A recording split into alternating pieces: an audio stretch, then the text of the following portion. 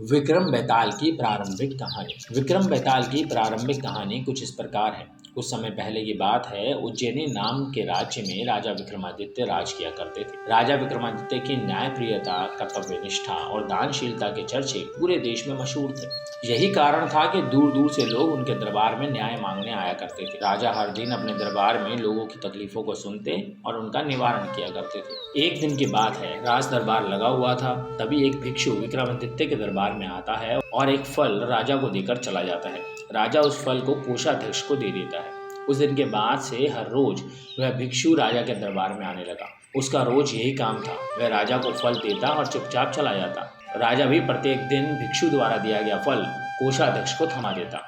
ऐसे करते करते करीब 10 साल बीत गए। एक दिन जब भिक्षु फिर राजा के दरबार में आकर फल देता है, तो इस बार राजा फल कोषाध्यक्ष को न देकर वहां मौजूद एक पालतू बंदर के बच्चे को दे देते हैं। यह बंदर किसी सुरक्षा कर्मी का था, जो छूटकर अचानक राजा के पास आ जाता है। बंदर जब उस फल को खाने के लिए तोड़ता है, तो उस फल के बीच से एक बहुमूल्य रत्न निकलता है। उस रत्न की चमक को देखकर राज दरबार में मौजूद सभी लोग हैरत में पड़ जाते हैं। राजा भी ये नजारा देखकर आश्चर्य में पड़ जाता है। राजा कोषाध्यक्ष को इससे पूर्व भिक्षु द्वारा दिए गए सभी फलों के बारे में पूछता है। राजा के पूछने पर कोषाध्यक्ष बताता है कि महाराज, मैंने उन सभी फलों को राजकोष में सुरक्षित रखवा दिया है। मैं उन सभी फलों को अभी लेकर आता हूँ। कुछ देर बाद कोषाध्यक्ष राजा को आकर बताता है कि वो सभी फल सड़ गल गए हैं।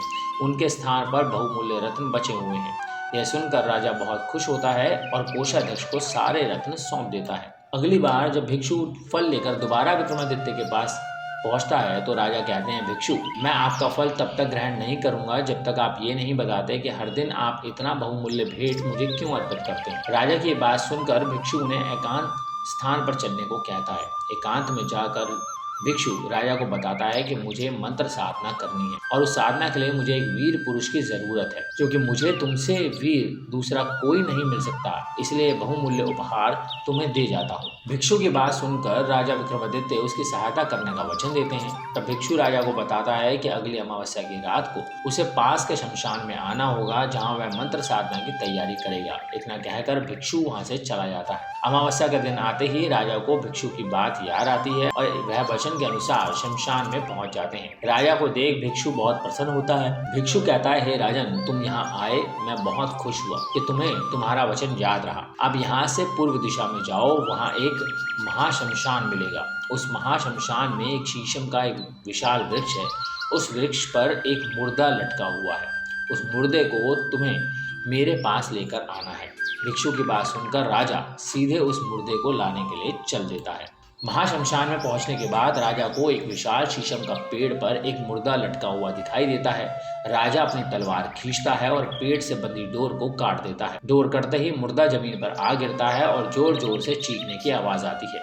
दर्द भरी चीख सुनकर राजा को लगता है कि शायद मुर्दा नहीं है, बल्कि कोई जिंदा इंसान है। थोड़ी देर बाद जब मुर्दा तेजी से हंसने लगता है, तो फिर पेड़ पर जाकर लटक जाता है। तो विक्रम समझ जाता है कि इस मुर्दे में बेताल चढ़ा है। काफी कोशिश के बाद विक्रम बेताल को पेड़ से उतार अपने कंधे पर टांग लेते हैं। इस पर बेताल विक्रम से कहता है, विक्रम, मैं तेरे साहस को मान गया, तू बड़ा ही पराक्रमी है। मैं तेरे साथ चलता हूँ, लेकिन मेरी एक शर्त है, पूरे रास्ते में तू कुछ भी नहीं बोलेगा। विक्रम सिर हिलाकर हाँ में बेताल की बात मान लेता है। इसके बाद बेताल विक्रम से कहता है कि रास्ता लंबा है, इसलिए इस रास्ते को रोमांचक बनाने के लिए मैं तुझे एक कहानी सुनाता हूँ। तो ये थी विस्तार से राजा विक्रम योगी और बेताल की आरंभिक कहानी। यहीं से शुरू होता है बेताल 25वीं की 25 कहानियों का सफर, जो बेताल एक एक करके विक्रम को सुनाता है। तो दोस्तों, कैसी लगी ये कहानी और ये कहानी हमें क्या सिखाती है? एक राजा को हमेशा विक्रमादित्य की तरह साहसी और पराक्रमी होना चाहिए, तभी वह अपनी प्रजा की रक्षा कर सकता है।